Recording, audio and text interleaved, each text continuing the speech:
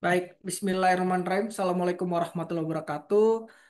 Selamat malam teman-teman semua. Ya, jadi saat ini nih kembali lagi ketemu lagi dengan saya. Mudah-mudahan teman-teman tidak bosen ya.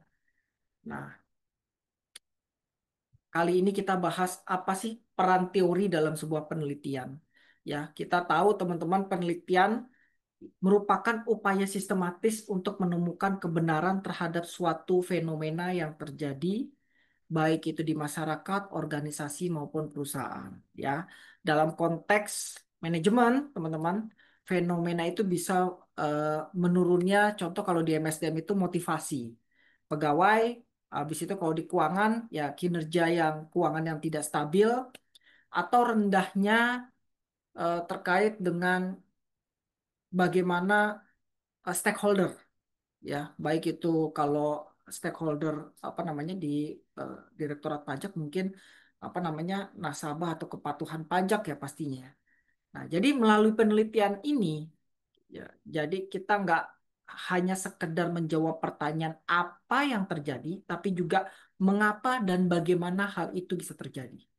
Ya, teori menjadi pondasi penting dalam menjelaskan hubungan antar variabel. Habis itu sebagai kalau teman-teman sebagai contoh ya, teori motivasi dapat menjelaskan mengapa kompetensi dan penghargaan dapat mengaruhi kinerja karyawan di suatu organisasi itu. Nah, ini terkait dengan contoh ya, contoh teori motivasi. Nah, teman-teman, kita bisa lanjut ke slide selanjutnya ya. Kita sembari nunggu teman-teman yang lain. Ini masih ada 13 orang ya. Kita tunggu terus.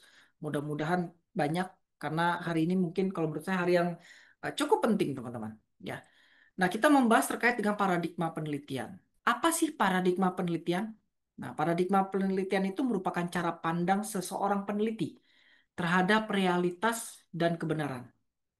Nah, kalau ibarat kacamata yang dipakai eh, kita untuk melihat dunia penelitian ya. Nah, sebagai contoh dalam penelitian manajemen sumber daya manusia, kita bisa menggunakan paradigma positivistik ya jika ingin menguji hubungan antar variabel secara statistik.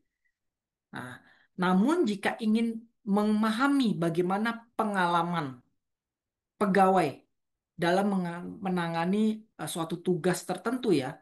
Nah, bisa kita pakai pendekatannya menjadi paradigma interpretatif atau kualitatif.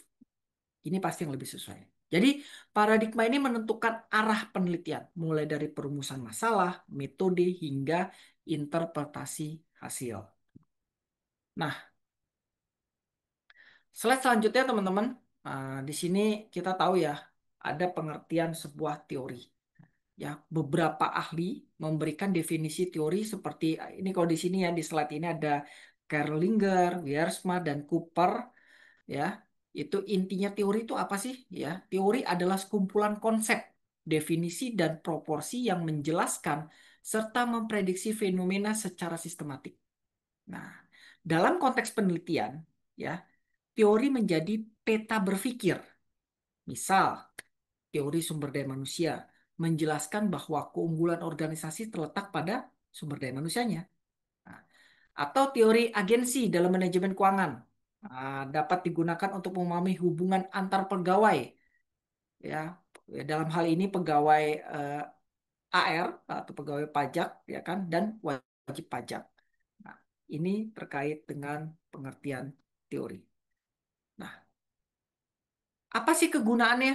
Nah, jadi kegunaan teori dalam penelitian ada 5 teman-teman.